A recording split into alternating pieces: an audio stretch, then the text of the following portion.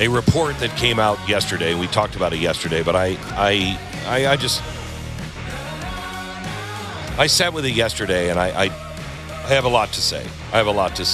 It is about the rape gangs of the Pakistanis and the Islamists that are in England. And remember, this is all just a conspiracy theory until this came out, and now it is an absolute fact.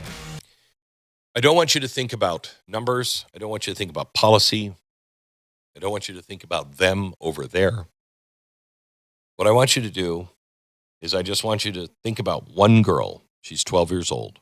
Just one. Grown man picks her up. He drives her drunk to a graveyard. He then pours whiskey down her throat. She's 12. And then he violently rapes her. When he's done, he then takes the empty whiskey bottle and forces it inside of her until it shatters inside of her body. Then he dumps her. What does she do? She walks herself to a hospital, all alone, glass inside of her.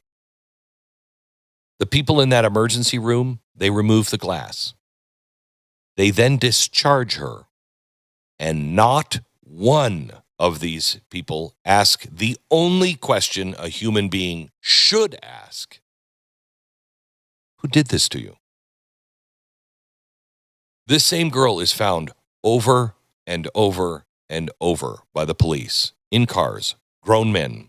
Every single time, the police let the men drive away. One day, an officer stops her on the street. She says, "Officer, please, hear me, please." She tells him everything. You know what he says to her? "Nothing I can do about it." Walks on. Her mom finds out, calls the police to report her missing. She tries to describe the men, and the person on the phone says, and I am quoting from the entire inquiry's record, "Don't call them Asian. That's racist." Still quoting, "You should just be glad your child is being taught a different culture." End quote.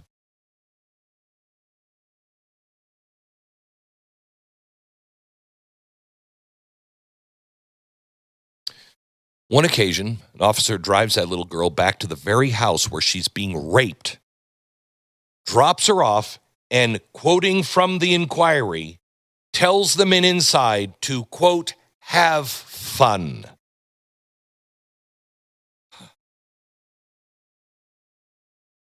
Take a deep breath for just a second. Take a deep breath. This is not just one girl. The inquiry now in Britain estimates 250,000 children have gone. 250,000 children have gone through this in at least 149 different towns all across Great Britain. It's been happening for decades, and the pattern is exactly the same. A child tells the truth to a teacher, to a nurse, to a constable, to a social worker. And every single institution that exists for the single purpose of protecting that child instead handed her back to the abusers. Because someone, somewhere up the chain, decided that fear of being called a racist was worth more than that girl's body.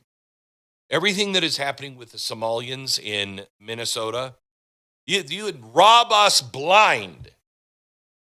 And that is an awful thing. And they should all go to jail. This is children. You're turning a blind eye to children. This isn't a failure. A failure is an accident. This was a choice made 250,000 times by people who were paid by the public to make the opposite choice.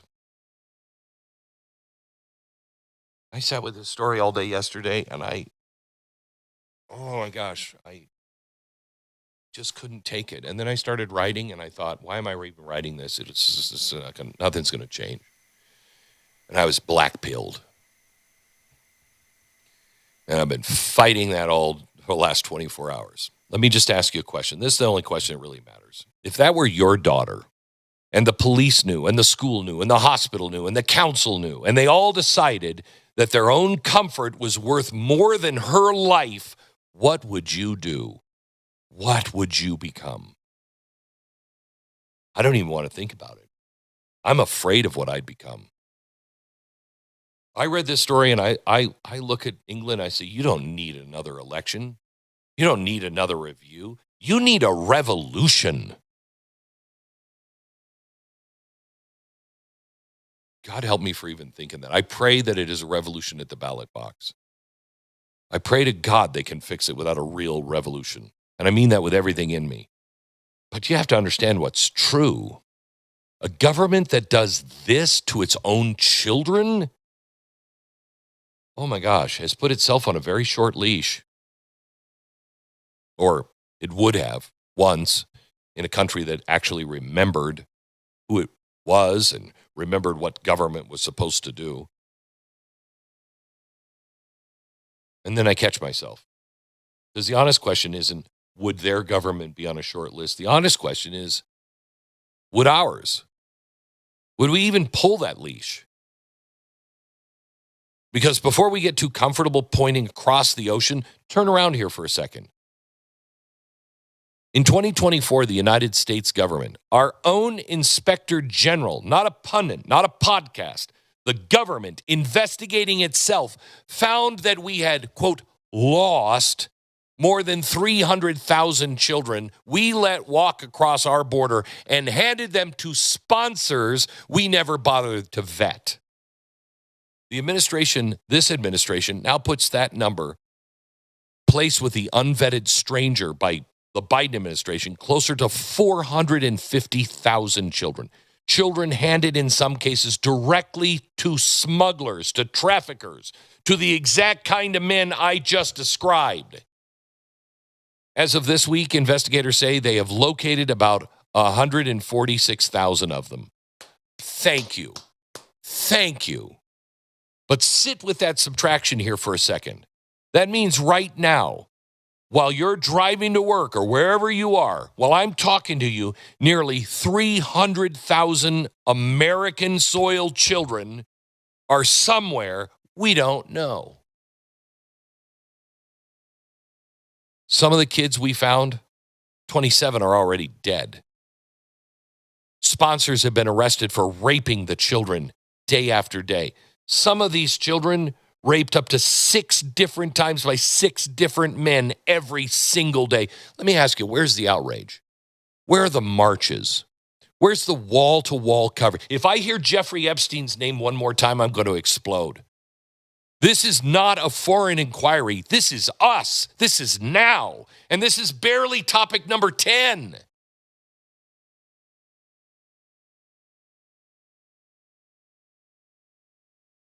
I don't want to be the one that talks to you about this stuff. I don't. As I was putting these notes down for me to talk to you today, my Oura ring, my wife is making me wear a stupid Oura ring. Got to control your stress. I'm writing this, and my alarm goes off on my phone, and it says, "Are you doing yard work?" No, I'm sitting my fat ass on a couch, and I'm typing stuff out. I'm making notes about this. Yard work.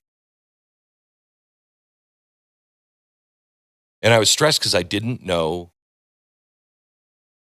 I don't know how to make an impact. I really don't. I don't know why we're not screaming. Be honest with yourself. Is it because the administration that lost these children had a little D next to its name, and so a certain kind of person on our side of the aisle has decided this is just a handing talking point, but not an actual 5-alarm emergency? Is it because the president that did this has a D after their name, and that's your side, and so you better not say anything? Is it because the press took one look at this story this size and told truthfully, realized that it indicts all of the wrong people, and so they just let it die? Which is it? Which is it, America? I want to know. I really want to know.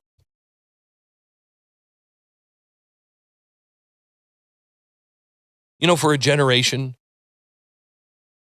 We bash the Catholic Church. And I'm not going to bash the Catholic Church. The Catholic Church was bashed enough. We all know what it is. They were bashed, rightfully so in many cases. What was done to the children was monstrous. And the truth had to come out. But let me ask you with a straight face, what makes this any different? What makes this any different? How much of that bashing was just because it was a church? Because I don't hear a lot of bashing going on about either one of these countries. I want you to think about this. Who's who here? The priest who abused, he's always the one easy to blame, okay? He always was. In this story, the priests are the Muslim men. They're the predators. They're the ones in the dock. Name them, every one, every single one of them, and put them in jail. But our governments are doing the same thing that the Catholic Church was doing. The Catholic Church wasn't brought to its knees because of the predators. The pedophiles exist in every institution on earth. The church was destroyed because of the bishop, because the bishop knew. The bishop kept silent. The bishop didn't stop it. He just moved the priest to another parish and told everybody to shut your mouths. And then the next, and then the next parish, and then the next parish. And when it was finally dragged into the light, the bishop offered window dressing, an apology, a committee, a statement. They did nothing. So, I'm not bashing the Catholic Church here. That's already happened. I'm asking you, look at the doctors who removed the glass from this girl. They didn't ask a single question. The nurses who treated the diseases and the glass made no call. The officers who let the men drive away, the judges, the care workers, the councils, the bureaucrats that handed a child to a trafficker and filed the paperwork. Tell me, what is a single one of them have that the bishop didn't have? What are they but the men who moved the priest to the next parish and called it a job well done? Here's my prediction. I'd love to be wrong. When this is fully exposed, will the hospitals, the police, the agencies, the government do any more than the bishop did? Nope. An apology, a committee, a statement, window dressing, and the machine grinds on. This is the kind of abuse that revolutions were meant for. God help us, not on the street, but a ballot revolution. It should be loud. It should be clear. Throw every official, every party, every name attached to any of this stuff until the people who run our institutions understand very clearly, all the way deep into the marrow of their bones, that the public is not afraid of them. You work for us. You're here to protect our children. But I haven't named the worst yet. Because if the doctors and the police are the bishops, then who sits at the papal level of this cover-up? Who held the real power to end all of this with a single honest week of coverage, but instead decided to protect the institution and are still doing it today? It's the media. They were the ones that covered up. They knew about Epstein. They covered it up. The press is the biggest fit. They are the Pope in this scenario. None of this could have happened if they had been true to their one and only mission, to tell the people the truth. None of it would have happened. The grooming gangs needed silence to survive. The press manufactured that silence. And make no mistakes. Oh, make no mistake. They are high priests. They serve a God. It's not the God I know.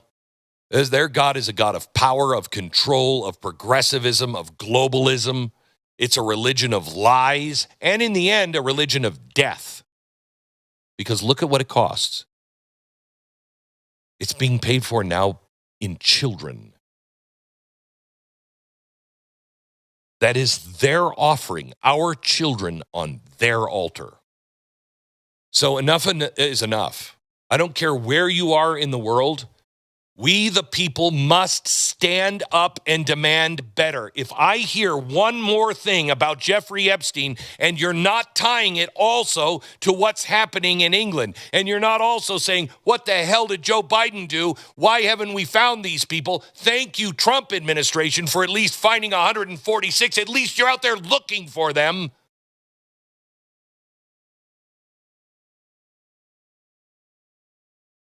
Enough of the politics. 500,000 children here, 250,000 there. Those are the ones we know about. I'm going to point one more finger, and this is the hardest one to point because it points back at me and you. Are we really any different than the English that I've just spent 20 minutes condemning? The ones who sat and knew and decided it was somebody else's problem. Well, we can't do anything because we're just, what? Citizens? Knowing what we know, sitting where we're sitting, doing what we're doing, which is what? Exactly. Really, what? I'm asking myself that. What is it, Glenn, you do? I do a monologue. We say the Epstein case is the greatest evil of our age, and it is evil. It is. But understand the scale of what I'm putting in front of you. Epstein was one man in one network. This is hundreds of thousands of children on 2 continents whom the state itself, the very thing we built to protect them, delivered him to their abusers. How do you even compare that? One is a monstrous crime. The other is an entire civilization quietly deciding which one of its children are worth protecting and deciding, well, it's not these.